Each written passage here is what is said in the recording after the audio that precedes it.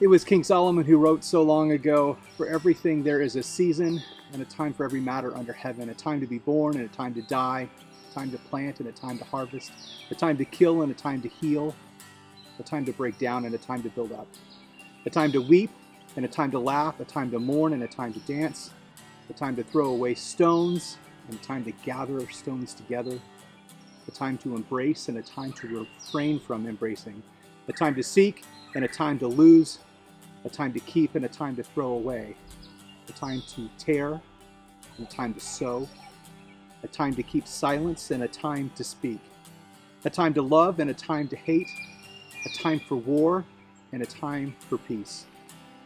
So what are you allergic to? We were told by many when we moved to Virginia that the Mid-Atlantic is where people come to discover allergies.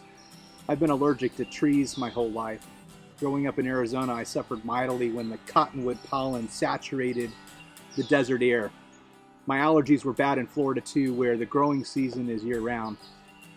But they've never been as bad as here. Early on, I was never so disappointed that those warning voices were right. A couple of years ago, I threw in the towel and I did the environmental testing for our locale, and yes, it turns out that in general, I'm simply allergic to the state of Virginia. Thank God for allergy shots.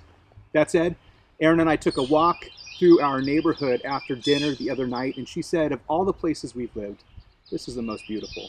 And she's right, of course. Perhaps you've noticed my afternoon walks, the pictures from my afternoon walks around the Fairfax campus. There has been a great deal of beauty to capture recently. This is the way of spring. It brings us beauty of incredible immensity, and for many of us, it also brings hives, asthma attacks, and the symptoms of a chronic unending cold. We are entering a new season of this new COVID world we are all inhabiting. From the perspective of leadership, and as one who has a concern for the well-being of community on his mind, it's a genuinely confusing time.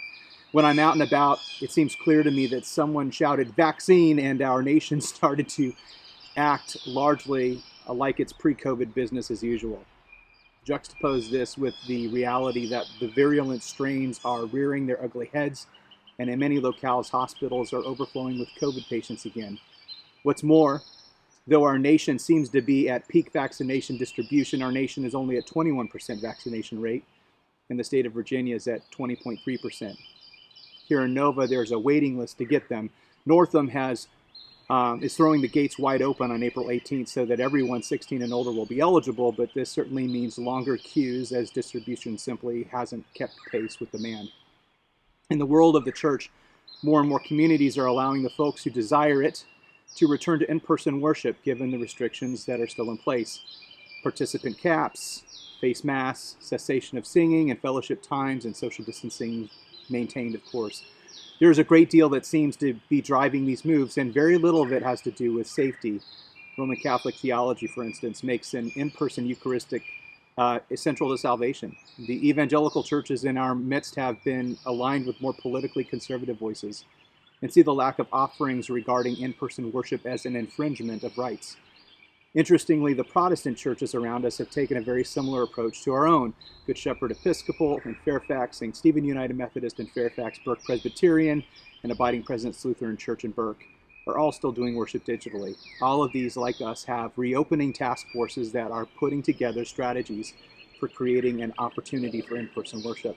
Most seem to have targets for this summer. So where does that leave Lord of Life?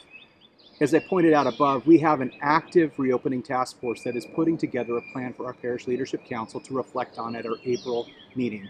We hope to have a communication from the PLC to the congregation by the end of the month, detailing our thinking and plans for once again offering in-person worship experiences. For those of you who remain cautious and leery, know that we are approaching this from a posture of utmost concern for the safety and well-being of our community. We will plan well, and our processes will be clean and intelligent for the return to in-person worship.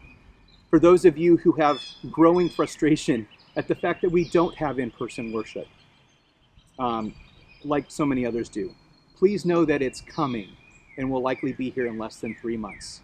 You've been wonderfully patient thus far. Just a little bit longer, friends, just a little bit longer.